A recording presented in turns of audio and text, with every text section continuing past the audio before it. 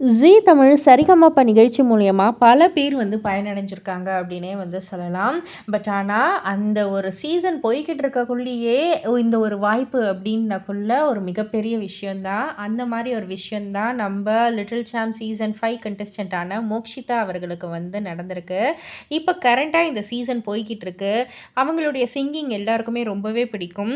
அவங்களுக்கு சூப்பரான ஒரு வாய்ப்பு கிடைச்சிருக்கு. ஒரு அ ஆடுக்கு வந்து பாடுற ஒரு வாய்ப்பு கிடைச்சிருக்கு.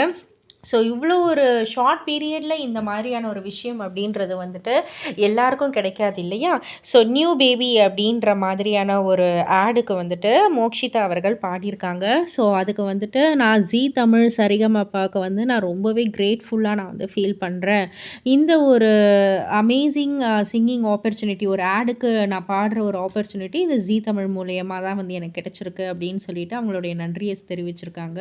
ஸோ இத பத்தி நீங்க என்ன நினைக்கிறீங்க? உங்களுடைய கருத்து என்ன அப்படின்றத கீழ உள்ள கமெண்ட் பாக்ஸ்ல குறிப்பிட்டு சொல்லுங்க. மறக்காம சேனல சப்ஸ்கிரைப் பண்ணி பக்கத்துல உள்ள பெல் ஐகான கிளிக் பண்ணிடுங்க.